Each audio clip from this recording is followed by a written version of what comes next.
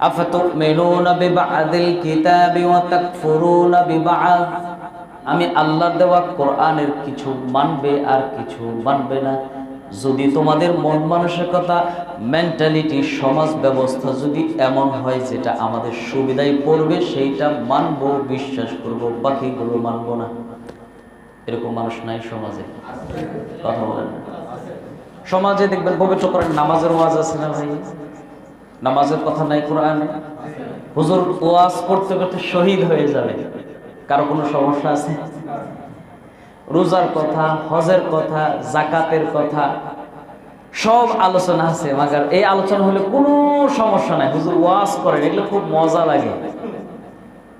কিন্তু এই কোরআনে তো আবার সুদের বিরুদ্ধে কথাও আছে, কিন্তু এটা নিয়ে কথা বললে অনেক সময় অনেকের কষ্ট লাগে, ঠিক না? কথা বলবো, এটা কি উচিত ভাই? এই জন্য আমি মানতে পারি না, তাহলে মন মানসিকতা এমন থাকা উচিত, যাক আমার মানা উচিত ছিল কিন্তু আমি পারছি না, তবে আল্লাহ যেন আমার তৌফিক দেয়, ঠিক না? কথা বলবো,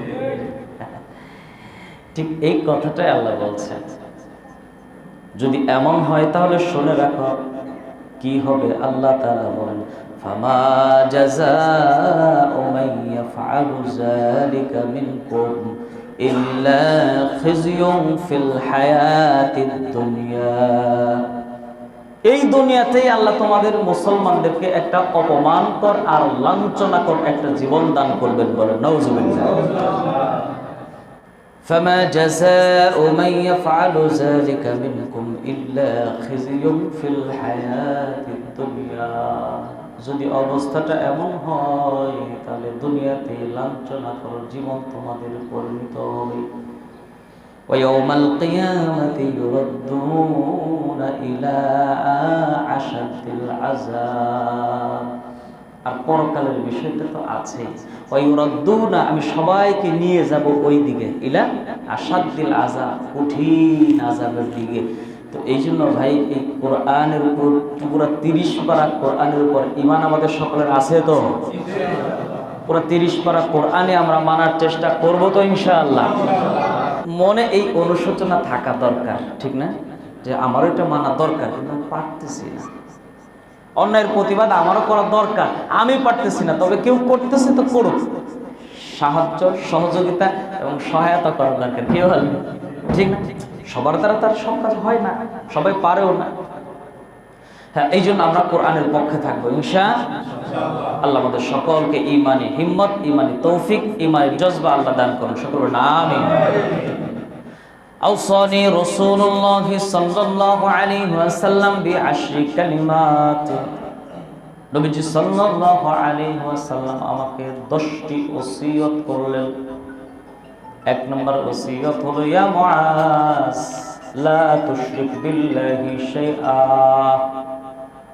কখনো আল্লাহর সাথে কাউকে তুমি কখনো শরীক করবে না। ওয়া ইন কুতিলতা ওয়া হুররিকতা, যদিও তোমাকে আগুনে জ্বালিয়ে দেওয়া হয়, যদিও তোমাকে হত্যা করে ফেলা হয়, এরপরেও আল্লাহর সাথে কখনো কাউকে শরীক করবে না, বলেন সুবহানাল্লাহ।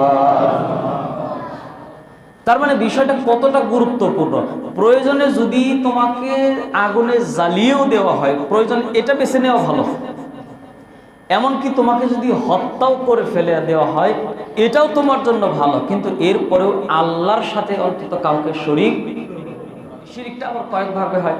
একটা হলো শিরিক বিল রুবুবিয়্যাহ, রবের সাথে শিরিক করা, যেরকম আল্লাহকে বাদ দিয়ে অন্য কাউকেই রব মনে করা, এটা হলো আল্লাহর সাথে একটা শিরিক, মানে আল্লাহকেই মাইনাস করে দিয়ে অন্য কাউকে উপাস্য মনে করা। 2 নম্বর হলো শিরিক বিল উবুদিয়্যাহ, ইবাদতের মধ্যে শিরিক, যেই ইবাদতটা হবে আল্লাহর জন্য, যেই আনুগত্য হবে আল্লাহর জন্য, যেই সেজদাটা হবে আল্লাহর জন্য, সেই সেজদা আল্লাহকে না দিয়ে আল্লাহ ভিন্ন অন্য আল্লাহর সৃষ্টির জন্য করা, এটা হলো শিরিক বিল উবুদিয়্যাহ, ইবাদতে শিরিক। নামাজে আমরা সেজদা দেই কাকে? মাজারে সেজদা দেই কাকে? এই তো, অর্থাৎ যেই সেজদা পাবে আল্লাহ, ঠিক এই সেজদাটাই আপনি একজন মরা মানুষের মাজারে যে দিচ্ছেন, এটা হলো ইবাদতে শিরিক। অর্থাৎ যেই সেজদাটা আপনি আল্লাহকে দিচ্ছেন, ঠিক এই সেজদাটা যখন মাজারে দিচ্ছেন, এটা হলো ইবাদতে শিরিক। কুরবানি করি কার জন্য ভাই? আর মাজারে যে যখন আপনি সিন্নি মান্নাত করেন তো সেটা কার জন্য? এটা হলো ইবাদত। অর্থাৎ এই যে এই জিনিসগুলো উৎসর্গ করলেন আল্লাহর জন্য, ঠিক এই জিনিসটাকে আপনি আবার আপনার মানুষ মনের তামান্না পূরণ করার জন্য, আপনার মানসিক পূর্ণ করার জন্য, ঠিক আল্লাহ ভিন্ন এই কাজটা আপনি আরেক জায়গায় ইবাদত মনে করে করলেন। এটা হলো কি ভাই? ইবাদতে শিরক। আরেকটা হলো শিরিক বিল আসমা ওয়াস সিফাত, আল্লাহর গুণের সাথে শিরিক করা। যেরকম আমাদের রিজিক কে দেন? সুস্বাস্থ্য কে দান করেন? হায়াত মৌত কে দান করেন? ব্যবসায় উন্নতি কে দেন? এটাও আপনি মনে করেন, পাশাপাশি মনে করেন যে আপনার পীর সাহেব দোয়া করে দিলেও আপনার ব্যবসায় উন্নতি হবে, পীর সাহেব একটা আংটি হাতে পরাই দিলে আপনার ভাগ্য খুলে যাবে, পীর সাহেব যদি আপনার মাথায় একটু হাত বুলিয়ে দিল তাহলে আপনার মাশাআল্লাহ সন্তান হবে। এই যে আপনি মনের ভেতর একটা অলৌকিকত্ব মনে করছেন যে না, যেটা আল্লাহ দেন, রাজ্জাক খালেক সবকিছু যে আল্লাহ করেন, এটা আল্লাহ ছাড়া অন্য কারো ভেতর এই অলৌকিকত্ব আছে। আমার বাবা পারে, আমার গাউস পারে, আমার কুতুব পারে, ওনার কাছে গেলেও আমার এই মনের আশাটা পূর্ণ হবে। এটা হলো শিরিক বিল আসমা ওয়াস সিফাত। অর্থাৎ যেই গুণ, যেই যোগ্যতা আল্লাহর, ওইটা আল্লাহকে ছাড়া অন্য কাউকে মনে করা, এটাও এক প্রকার শিরক। আরো কিছু প্রকার শিরিক আছে যেগুলোর দ্বারা ঈমান ভঙ্গ হয় না কিন্তু মারাত্মক কবিরা গুনাহ হয়। সেটা হলো ইবাদতের লৌকিকতা। ইবাদত কার জন্য করি? কিন্তু দুই পাশে দুইজন আছে। এই সময়ের নামাজটা আর আমি যখন একা নামাজ পড়ি তখন দুই নামাজে ভিন্নতা। তখন এই ইবাদত কি আল্লাহর জন্য রয়েছে না আমার পাশে যারা আছে তাদের জন্য রয়েছে? কি মনে করবে নামাজটা যদি সুন্দর না হয়? ঠিক না? অথবা দান করি, সাদকা করি আল্লাহর জন্য, কিন্তু আমার একটু বাহবা দিল না, আমি 1000 টাকা 500 টাকা মসজিদে হাদিয়ে দিলাম, একটু নারায়ে তাকবীর দিল না, মনটা খুব খারাপ। আচ্ছা বলেন তো, তাহলে এই দানটা কি আল্লাহর জন্য হয়েছে না নারায়ে তাকবীর পাওয়ার জন্য হয়েছে? এটাও এক প্রকার শিরক। এই জন্য সমস্ত ইবাদত করব কার জন্য ভাই? লা তুশরিক বিল্লাহি ওয়া ইন কুতিলতা ওয়া হুররিকতা। এই যে এই জাতীয় শিরকগুলো কখনো তুমি আল্লাহর সাথে করবে না, যদিও তোমাকে জ্বালিয়ে দেওয়া হয়, যদিও তোমাকে হত্যা করে ফেলা হয়। 2 নম্বর নসিহত নবীজি সাল্লাল্লাহু আলাইহি ওয়াসাল্লাম বলেন, ওয়ালা তাউক্কান্না ওয়ালিদাইক। কখনো বাবা মার অবাধ্য হবে না। কি হবে না ভাই? বাবা মার অবাধ্য সন্তান সমাজে আছে না নাই? বাবারে কয় বুড়া, মায়েরে কয় বুড়ি, এরকম সন্তান সমাজে আছে না নাই? নেশা করার টাকা চেয়েছে, মা টাকা দেয় না, এই জন্য মায়ের 2 হাতের কবজি কেটে দিয়েছে রংপুরে। এরকম বহু ঘটনা এই সমাজে অহরহ ঘটছে। এই জন্য যে একান্ত শুধু সন্তানই তাই এরকমটাও না। ছোটবেলার থেকে যদি তাদেরকে তাওহীদ শিক্ষা দিতে পারতাম, ছোটবেলার থেকে যদি তাদেরকে দ্বীন শিক্ষা দিতে পারতাম, ছোটবেলার থেকে যদি তাদেরকে কোরআন সুন্নাহর প্রাথমিক জ্ঞানটা যদি দিতে পারতাম, আশা করা যায় অন্তত এই পরিমাণ দুর্দর্শ হতো না। কি বলেন আপনারা? বিশ্বনবী সাল্লাল্লাহু আলাইহি ওয়াসাল্লাম মুআজকে বলেন, ওয়ালা তাউক্কান্না ওয়ালিদাইক। মুআজ কখনো বাবা মার অবাধ্য হবে না। ওয়া ইন আমারাকা আন তাখরুজা মিন আহলিকা ওয়া মালিক। যদি অবস্থাটা এমন পর্যায়ে যায়, বাবা মা যদি তোমার পরিবার পরিজন ছেড়ে দিতে বলে এবং সমস্ত সম্পদ থেকে তোমাকে বঞ্চিত করে, এরপরেও কখনো বাবা মার অবাধ্য হবে না। বলেন সুবহানাল্লাহ। তার মানে পর্যায়টা কতটা গুরুত্বপূর্ণ। অর্থাৎ বাবা মার সিচুয়েশন, কন্ডিশন এই রকম যে আপনাকে বললো যে তুমি পরিবার থেকে বের হয়ে যাও, সমস্ত সম্পদ থেকে তোমার বঞ্চিত করে দিলাম। নবীজি বলছেন এরপরেও বাবা মার অবাধ্য হইও না, অর্থাৎ এরপরেও বাবা মার সাথে খারাপ আচরণ করো না, দুর্ব্যবহার করো না। হ্যাঁ, এখন ওনারা যদি জুলুম করে থাকে তাহলে সেই জন্য জুলুমের জন্য আল্লাহর দরবারে জবাবদিহি আছে না নাই? হ্যাঁ, কিন্তু এজ এ সন্তান হিসাবে বলছে তুমি বাবা মার সাথে দুর্ব্যবহার করো না, খারাপ আচরণ করো না। কারণ আল্লাহর ইবাদতের পরেই বাবা মার সেবা যত্নের কথা বলেছেন কে? আল্লাহ। সূরা বনী ইসরাঈল, وَقَضَى رَبُّكَ أَلَّا تَعْبُدُوا إِلَّا إِيَّاهُ وَبِالْوَالِدَيْنِ ইহসানা। আমি আল্লাহ একটা সিদ্ধান্ত নিয়েছি, কিয়ামত পর্যন্ত এই পৃথিবীতে যত মানব আসবে, আমি আল্লাহর ইবাদতের পরেই দ্বিতীয় নাম্বার আমি আল্লাহর কাছে সবচেয়ে দামি যে ইবাদত, সেটা হলো বাবা মার আনুগত্য, বৈধ বিষয়ে বাবা মার আনুগত্য করা। সুবহানাল্লাহ। হ্যাঁ, তবে যদি তারা এমন কোনো ব্যাপারে আপনাকে কমান্ড করে, নির্দেশ করে, যেটা আল্লাহ এবং আল্লাহর রাসূলের তরিকা বিরোধী,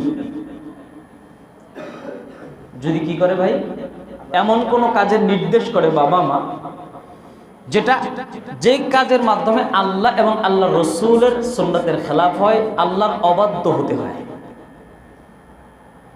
ধরেন বাবা মা কমান্ড করলো অমুকের বাড়িঘর ভেঙে দাও, অমুকের দোকানপাট জ্বালিয়ে দাও, সবাই অবৈধভাবে উপার্জন করে লাখ টাকার মালিক হচ্ছে, তুমি কি করো? তুমিও সেখানে এই কাজ করতে পারো না? কথার কথা।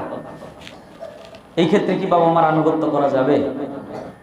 বিশ্বনবী সাল্লাল্লাহু আলাইহি ওয়াসাল্লামের একজন সাহাবী ছিলেন, নাম হলো সাআদ ইবনে আবি ওয়াক্কাস রাদিয়াল্লাহু তাআলা আনহু। নবীর সাহাবীদের মধ্যে এই সাহাবী ছিলেন সবচেয়ে মায়ের ভক্ত একজন সাহাবী। তার দুনিয়া হলো একদিকে আর তার মা হলো তার একদিকে। এত পরিমাণ এরকম সন্তান সমাজে আছে না ভাই? এরকম বহু সন্তান আছে, মায়ের খুব ভক্ত, মায়ের নামটা শুনলে, মায়ের কথাটা শুনলে চোখ দিয়ে দর দর করে মায়ের জন্য চোখের পানি ছেড়ে কাঁদে। আছে না ভাই এরকম মানুষ? এরকম আছে।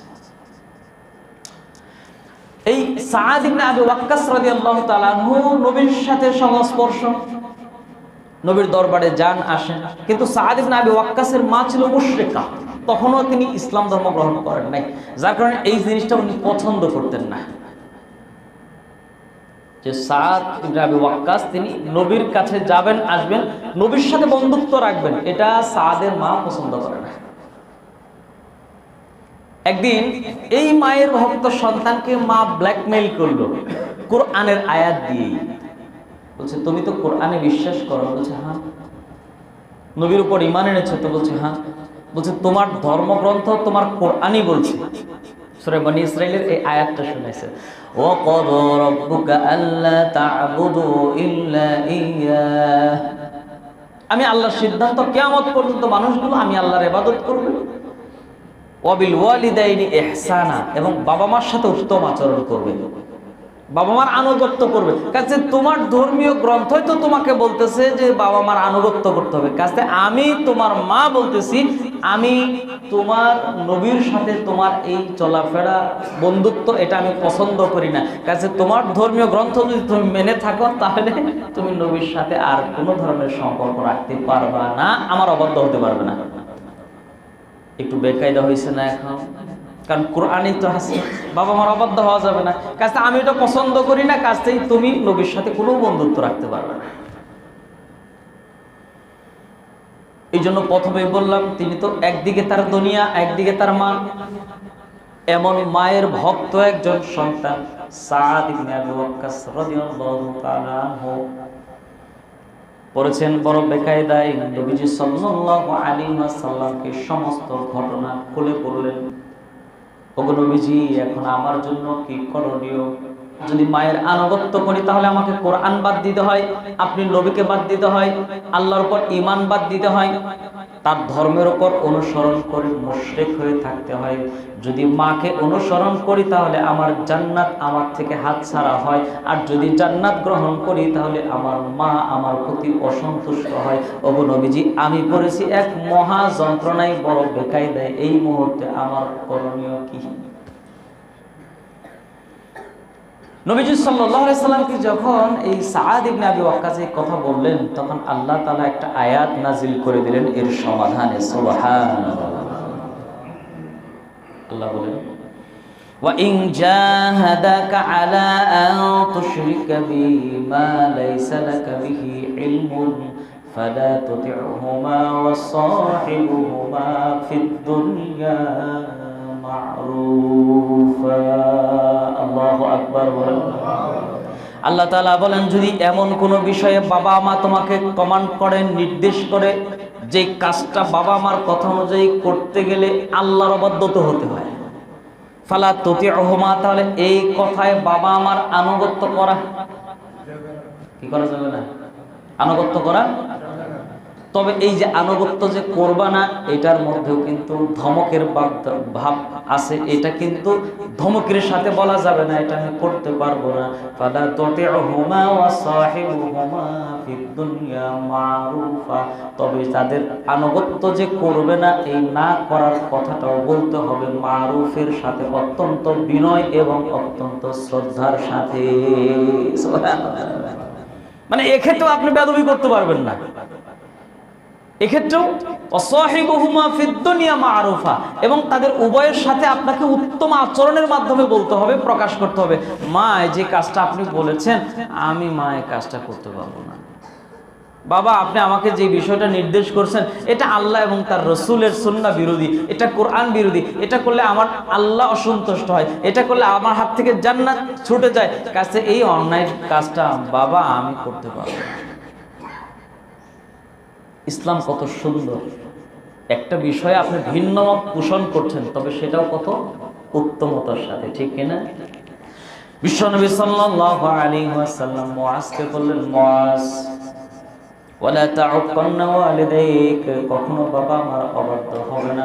ওয়া ইন আমারাকা আন তাখরুজা মিন আহলিকা ওয়া মালিক, যদিও বাবা মা তোমাকে তোমার পরিবার থেকে এবং তোমাকে সমস্ত সম্পদ থেকে যদি তারা বঞ্চিত করে দেয়, এরপরেও বাবা মার সাথে কখনো দুর্ব্যবহার করবে না। বলেন সুবহানাল্লাহ। তোমার বাবা যৌবন হারিয়েছে বাবা তোমাকে এত বড় করার জন্য, তোমার মা যৌবন হারিয়ে বুড়ি হয়েছে এই তোমাকে এই এত দূর মানুষ করতে, যেই কাছে তাদের অবদানগুলো এত সহজে ভুলে যাওয়া যাবে না ভাই। এই জন্য নবীজি সাল্লাল্লাহু আলাইহি ওয়াসাল্লাম মুআজকে 2 নম্বর নসিহত করছেন, কখনো বাবা মার অবাধ্য হও না, আমি বিশ্বনবী তোমার নসিহত করে দিয়ে গেলাম। 3 নম্বর নবীজি সাল্লাল্লাহু আলাইহি ওয়াসাল্লাম মুআজকে বলেন, ওয়ালা তাতরুকান্না সালাতান মাকতুবাতান, ইচ্ছা করে গাফলতি করে কখনো ফরজ নামাজগুলো ছেড়ে দিও না। ফা ইন্না মান তারাকা সালাতান মাকতুবাতান মুতাআম্মিদান, যে ব্যক্তি ইচ্ছা করে ফরজ নামাজগুলো ছেড়ে দেয়, ফাকাদ বারিআত মিনহু জিম্মাতুল্লাহ, ওই ব্যক্তির উপর আল্লাহ রাব্বুল আলামিনের কোনো দায়িত্ব থাকে না। বলেন নাউজুবিল্লাহ। তার ব্যাপারে আল্লাহর কোনো রেসপন্সিবিলিটি থাকে না, ওর কি হবে না হবে এটা সে ওর নিজেই বুঝে। আমাদের সমাজে যেরকম বহু মানুষ আছে আমি নামাজ না পড়লে কি হবে, মাগার ঈমান ঠিক আছে। মনে কষ্ট নেওয়ার জন্য বলছি না, আমি সবগুলো হাদিস শোনাচ্ছি অথবা কোরআনের আয়াত শোনাচ্ছি। আমার কোনো কথা শোনার পরে যদি মনের থেকে কোনো রকম রিঅ্যাক্ট আসে অথবা যদি মনে কোনো রকম কষ্ট লাগে, বুঝবেন এই কষ্টটা আমার প্রতি নয়, আপনি স্বয়ং বিশ্ব নবীর বক্তব্যের উপর আপনার মনে কষ্ট লেগেছে, ঠিক কিনা? কথাগুলো আমার না তো, আমি হাদিস শোনাচ্ছি আপনাকে। নবীজি সাল্লাল্লাহু আলাইহি ওয়াসাল্লাম বলেন, মান তারাকা সালাতান মুতাআম্মিদান ফাকাদ কাফারা, যে ব্যক্তি ইচ্ছা করে গাফলতি করে উদাসীনতার সাথে ফরজ নামাজগুলো ছেড়ে দেয়, নবীজি বলছেন ফাকাদ কাফারা, সে তো কাফের হয়ে গেল। বলেন নাউজুবিল্লাহ। বুখারী এবং মুসলিমের হাদিসে নবীজি সাল্লাল্লাহু আলাইহি ওয়াসাল্লাম বলেন, যখন মহল্লায় আযান হয় আর কোন মুসলমান যখন আযান শুনে আযানের ডাকে জবাব দেয় না, মসজিদে এসে জামাতের সাথে শরীক হয় না, কোনো ওযর আপত্তি ছাড়াই হেয়ালি গোনা করে খাম খেয়ালি করে বসে থাকে, নামাজের জামাতে শরীক হয় না, নবীজি বলছেন এই মহল্লার কিছু যুবকদেরকে আমি সাথে নেই, আমার মনটা চাই, আর ঘুরে ঘুরে যে দেখি কারা জামাতে শরীক হয় নাই, আমার মনটা চাই এই লাকড়িগুলো ঢেলে আর পেট্রোল ঢেলে দিয়ে এই মুমিন নামক মুমিনের বাড়িটা আমি আগুন দিয়ে জ্বালিয়ে দিই। বলেন নাউজুবিল্লাহ। এই কথাগুলো কে বলেছেন ভাই? রাসূল বলেছেন না? এই কথাগুলো কি আমার? এখন আপনি যদি নামাজ না পড়েন আপনার গায়ে তো এটা লাগবেই, আর আপনার কষ্ট লাগলে এখন আমার কি করার আছে? আর আমি কি শুধু বলবো ভাই খাওয়ার আগে লবণ খাওয়া সুন্নাত, খাওয়ার পরে মিষ্টি খাওয়া সুন্নাত, শোয়ার টাইমে ডান খাতে হওয়া সুন্নাত, মানে সমাজ বললাই যায় মাতালদের হাতে। এই মনে করেন আপনি চট্টগ্রাম যাবেন, আপনি জানেন যে আপনার ড্রাইভার একটা নেশাখোর মাতাল বসেছে ড্রাইভিং সিটে, পিছনে মাশাআল্লাহ আর 50 জন যাত্রী আছে, কি করবেন? কি করা উচিত? কথা বলেন না। এটা বলা উচিত না যে ভাই অন্তত ড্রাইভার কিন্তু মাতাল, কাছ থেকে ওর পেছনে আপনারা ঘুরেন না। এখন এটা যদি কোনো প্যাসেঞ্জার প্রতিবাদ করে, এটা কি তার দোষ? কথা বলেন না। তাইলে তো বুঝতে হবে, যদি কেউ প্রতিবাদ না করে বুঝতে হবে সব মাতালের দলে, ঠিক কিনা কথা বলুন। আর এই মাতাল যে তখন এই গাড়ি নিয়ে কই যাবে একমাত্র আল্লাহই ভালো জানে। এই জন্য ভাই রাগ করেন না, আল্লাহর ওয়াস্তে এই কথাগুলো আমাদের না, নবীজি বলেছেন। নবীজি সাল্লাল্লাহু আলাইহি ওয়াসাল্লাম বলেন, ইচ্ছা করে নামাজ ছেড়ে দিও না, মুআজ তোমারে আমি ওসিয়ত করে দিয়ে যাই। 4 নাম্বার, মুআজ রাদিয়াল্লাহু তাআলা আনহু নবীজিকে বলেন, ওয়ালা তাশরাবান্না খামরা, মুআজ জীবনেও কোনোদিন নেশা করবে না। কি করবে না? কি করবে না? জীবনেও কোনোদিন নেশা করবে না।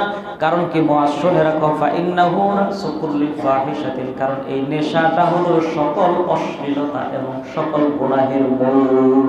নাউজুবিল্লাহ। এরপরে নবীজি সাল্লাল্লাহু আলাইহি ওয়াসাল্লাম আরো বললেন, 5 নাম্বার, মুআজ তোমাকে বলে যাই, ওয়া ইয়্যাকা ওয়াল মাসিয়া, গুনাহ থেকে বেঁচে থাকবা, গুনাহ করবা না।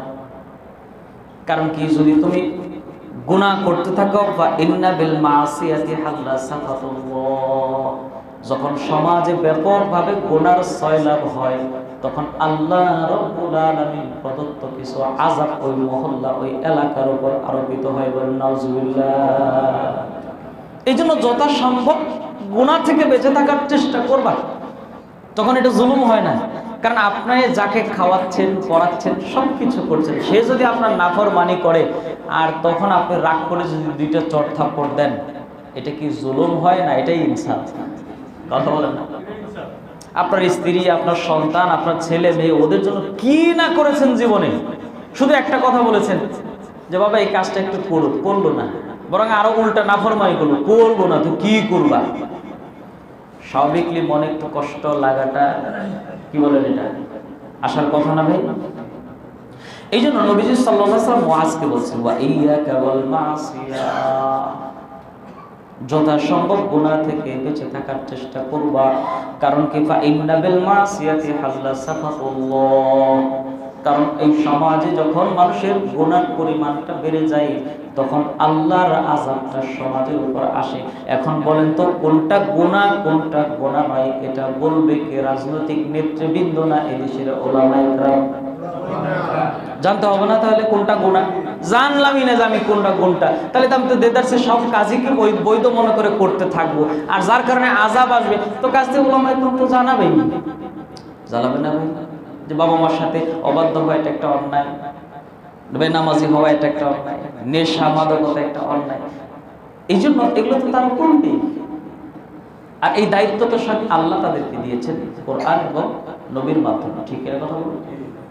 নবীজি সাল্লাল্লাহু আলাইহি ওয়াসাল্লামের আরেকটা হাদিস শুনে আপনাদেরকে, নবীজি সাল্লাল্লাহু আলাইহি ওয়াসাল্লাম বলেন, যখন সমাজের মধ্যে 5টা অপরাধ খুব দেদারতে চলতে থাকবে, তখন 5 প্রকার আযাব আসবে। একটু জানার দরকার আছে না?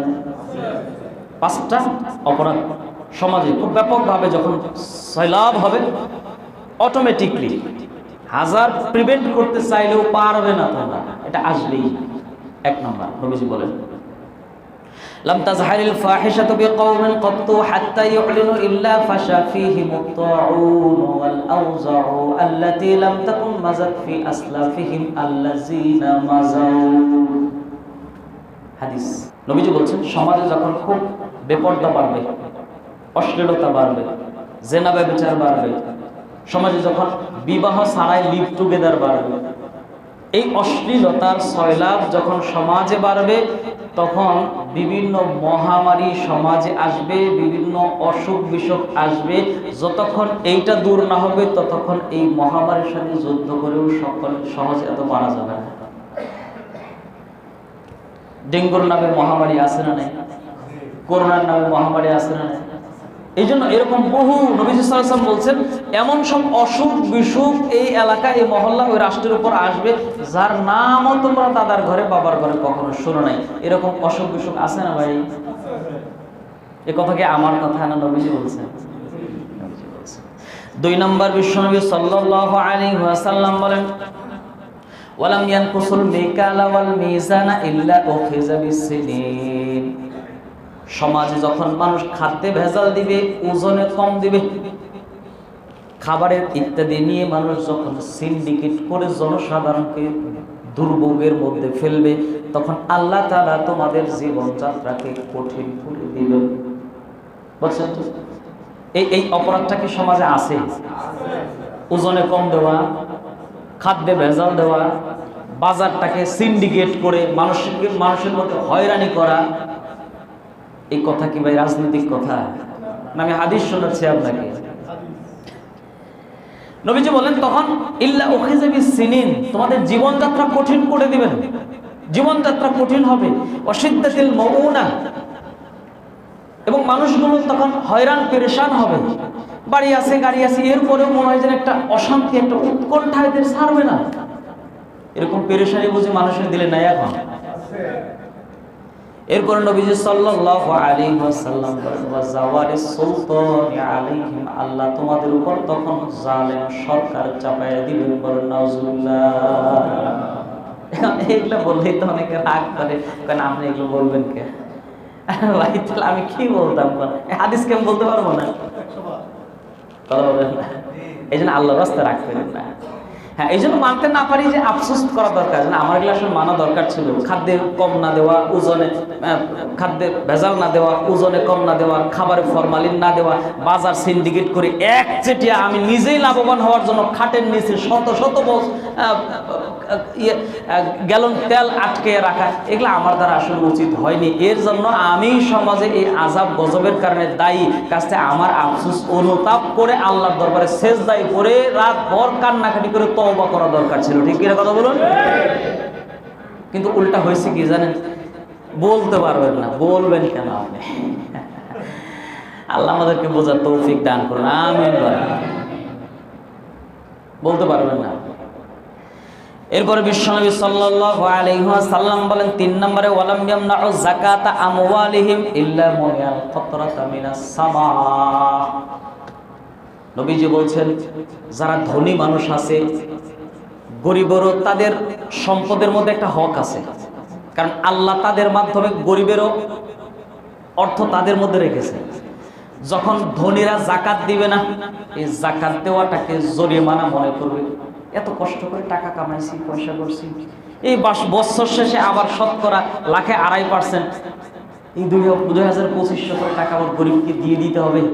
আহারে কত টাকা চলে গেল। নবীজি বলছেন মানুষ যখন যাকাত দেওয়া বন্ধ করে দিবে, যাকাত দেওয়াটাকে জরিমানা মনে করবে, আমি আল্লাহ ওদের উপর আকাশ থেকে রহমতের বৃষ্টি বন্ধ করে দিব। বলেন নাউজুবিল্লাহ। এখন একদল মুসল্লি আবার প্রশ্ন করবেন, হুজুর কই বৃষ্টি বন্ধ হইল? বৃষ্টি তো হয়। নবীজি আবার জানতেন যে এরকম প্রশ্ন আসবে, এই জন্য বাকি অংশে আবার বলছেন ওয়ালাউলাল বাহায়েম, যদি চতুষ্পদ অবলা জন্তু জানোয়ার এই পৃথিবীতে আল্লাহর না থাকতো, তাহলে আল্লাহ তাআলা একেবারেই বন্ধ করে দিতেন। বৃষ্টি যাও একটু একটু হয়, সবগুলো এই চতুষ্পদ জন্তু জানোয়ার অবলা প্রাণীর জন্য। সুবহানাল্লাহ। এরপর বিশ্বনবী সাল্লাল্লাহু আলাইহি ওয়াসাল্লাম 4 নম্বরে বলেন ওয়ালাম ইয়ানকুসু আহাদাল্লাহি ওয়া আহাদা রাসূলিহি, যখন মানুষ আল্লাহ এবং আল্লাহর রাসূলের অবাধ্যতা করবে, কথা বুঝলেন? যখন মানুষ আল্লাহ এবং আল্লাহর রাসূলের অবাধ্য হবে, কি হবে তখন? নবীজি সাল্লাল্লাহু আলাইহি ওয়াসাল্লাম বলেন ইল্লা সাল্লাল্লাহু আলাইহিম আদুওয়ান মিন গায়রিহিম, তখন আল্লাহ তাআলা ভিন দেশি শত্রুর ভয়ে তখন জাতিকে আল্লাহ আতঙ্কের মধ্যে রাখবেন। আল্লাহু আকবার বলেন। কি আতঙ্ক নাই? কথা বলেন না। ভিন দেশি শত্রুর আতঙ্ক বাংলাদেশে নাই? নবীজি সাল্লাল্লাহু আলাইহি ওয়াসাল্লাম বলেন ওয়ালাম ইয়ানকুসু আহদাল্লাহি ওয়া আহদা রাসূলি, যখন মানুষ আল্লাহ এবং আল্লাহর রাসূলের অঙ্গীকার ভঙ্গ করবে, যে না বর্তমানে এই 2024 এসে কোরআন এবং হাদিস আর নবীর আদর্শ দিয়ে রাষ্ট্র চলবে না, দেশ চলবে না, মানুষ চলবে না, সভ্যতা চলবে না, অর্থনীতি চলবে না, পরিবার চলবে না, কিচ্ছু চলবে না, এখন নতুন করে বাস সবকিছু করতে হবে আর এটা আমরাই করব। নবীজি বলছেন আল্লাহ এবং আল্লাহর রাসূলকে মানুষ যখন মাইনাস করবে, ইল্লা সাল্লাল্লাহু আলাইহি আদুওয়ান, আমি আল্লাহ তাআলা তখন তাদের ভিনদেশী শত্রুর একটা আতঙ্ক ঢুকাইয়ে দিব। এমন কি কখনো কখনো সীমা অতিক্রম করলে কি হবে? ফাআখাযু বা'দ মা ফি আইদিহিম, তাদের গুরুত্বপূর্ণ কিছু সম্পদ ওরা ছিনিয়েও নিয়ে যাবে। বলেন নাউজুবিল্লাহ। এটা করবেন তো এটা হবে। আল্লাহর সাথে পাঙ্গা দেওয়া এত সোজা না ভাই। 5 নাম্বার, বিশ্বনবী সাল্লাল্লাহু আলাইহি ওয়াসাল্লাম বলেন, ওয়া মা লাম তাহকুম আইম্মাতাহুম বিকিতাবিল্লাহ। যখন সমাজের নেতৃবৃন্দরা, এই কথা বললে তো আবার অনেক রাগ করবে যে হুজুর নেতার কথাটা বললেন না। আল্লাহর নবীজি বলছেন, আমি কি করব বলেন। নবীজি বলছেন, ওয়া মা লাম তাহকুম আইম্মাতাহুম, যখন এলাকার নেতৃবৃন্দ এরা যখন তাদের বিচার ব্যবস্থায় আল্লাহ এবং আল্লাহর রাসূলের দেওয়া বিধান দিয়ে বিচার ব্যবস্থা পরিচালনা করবে না, আল্লাহ নবী সাল্লাল্লাহু আলাইহি ওয়াসাল্লাম বলেন, ওয়া ইয়াতাখায়্যারুনা মিম্মা আনজালাল্লাহ, এবং ন্যূনতম চেষ্টাও করে না। হয়তো পারলাম না, সম্ভব না, হইল না, ইসলামিক রাষ্ট্র পৃথিবীতে কোনদিন কায়েম হইল না, কিন্তু চেষ্টা তো থাকা দরকার। কি বলেন? মনে স্বপ্ন থাকা দরকার না ভাই? স্বপ্ন না থাকলে বাস্তবায়ন হবে না। আপনি 10 তলা বাড়ি করবেন, হ্যাঁ সবাই কি করতে পারবে ভাই? কিন্তু মনের ভিতর স্বপ্ন আছে না। গাড়ি কি সবাই কিনতে পারবে ভাই? মনের ভিতর স্বপ্ন থাকে না, আমার যদি একটা গাড়ি হইতো, ছোট্ট যদি একটা বাড়ি করতে পারতাম। হোক আর না হোক, স্বপ্নই দেখেন না আপনি, তো বাস্তবায়ন হবে কি করে? স্বপ্ন তো দেখতে পারেন। নবীজি এই কথাটা বলে ছাড় দিয়ে দিলেন উম্মতকে, ওয়া ইয়াতাখায়্যারুনা মিম্মা ফি, অর্থাৎ এর স্বপ্নও নাই যে আমরা পারতেছি না, বাট হইলে ভালোই হইতো। আল্লাহর কোরআন দিয়ে, নবীর হাদিস দিয়ে যদি বিচার ব্যবস্থাকে যদি আমরা স্ট্রং করতে পারতাম, তাহলে সুবিধা অসুবিধা, দল আর বেদল, গরিব দুঃখী ইত্যাদির জন্য বিচার ব্যবস্থা ভিন্ন রকম হতো না, একই রকম হয়তো, সকলের উপর ইনসাফ আসতো। ঠিক কিনা কথা বলেন? নবীজি বলছেন এই স্বপ্ন ওরা দেখে না, তাহলে কি হবে? নবীজি বলছেন, ইল্লা জাআলাল্লাহু বা'সাহুম বাইনাহুম, তখন ওদের দেশের ভিতরেই দুই দলের মধ্যে আমি একটা দাঙ্গা আর একটা হাঙ্গামা লাগাইয়া দিয়া এর মধ্যেই ওরা খুনাখুনি করে রক্তপাত করবে, একজন আরেকজনের কাছে শক্তির প্রদর্শনী করবে। এটাও আছে না নাই? নবীজি সাল্লাল্লাহু আলাইহি ওয়াসাল্লাম এই জন্যই বললেন, মুআজ ইয়াকা ওয়াল মাসিয়া, যত সম্ভব অন্যায় থেকে বেঁচে থাকার চেষ্টা করবা, কারণ অন্যায়ের মাধ্যমে সমাজে আল্লাহর গজব আসে। যতটুকু আলোচনা করলাম, আল্লাহ তাআলা আমাদেরকে বিষয়গুলো বুঝার, উপলব্ধি করার আল্লাহ আমাদের সকলকে তৌফিক দান করুন। আমিন।